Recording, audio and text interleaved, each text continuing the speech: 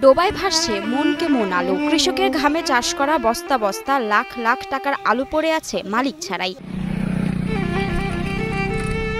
যে আলু চাষ করে কৃষক স্বপ্ন দেখছিলেন বাচ্চার স্কুলের ফি দেয়ার, পরিবারের খাবার, ঋণ শোধ করার, আজ সেই আলুই ঠাঁই পাচ্ছে না হিমাঘরে। বস্তায় বস্তায় ফেলে দেওয়া হচ্ছে ডোবায়, রাস্তার পাশে ময়লার ভাগাড়ে। বাড়িতে ঘরে রাখতে পারি না, এই কারণে খালে বা ডোবায় আমরা ফেলে দিচ্ছি। এবছর ঠাকুরগাঁওয়ে আলুর বাম্পার ফলন হয়েছে। কৃষকরা তাদের সব শক্তি ঢেলে দিয়েছিলেন এই ফসলে, কিন্তু ফসল ঘরে তোলার পরই শুরু হয়েছে ভয়াবহ বিপর্যয়।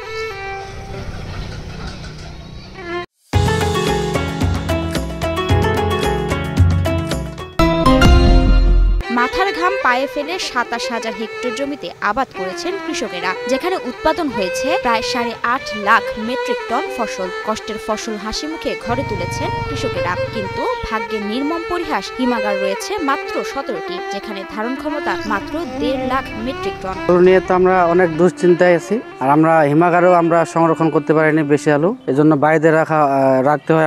আমাদের অনেক আলু নষ্ট হয়ে গেছে।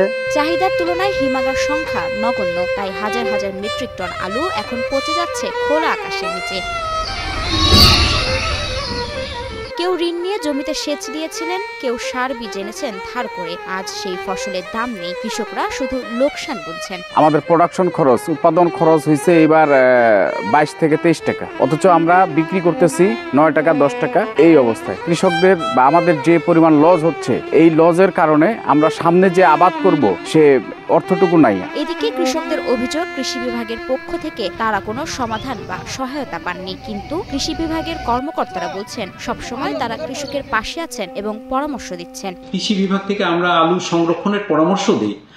আমরা আলু সংরক্ষণের যে পরামর্শগুলো দিই, সেই পরামর্শগুলো হচ্ছে যে মোটামুটি বাতাস চলাচল করে এবং খোলা অবস্থায় যাতে আলুটা রাখা যায়, বৃষ্টির পানি পড়বে না বা হচ্ছে যে আপনার আলুটা ভিজবে না, এরকম জায়গায় বাতাস চলাচল উপযোগী জায়গায় আলু সংরক্ষণ করলে সেই আলুটা কিন্তু ভালো আছে।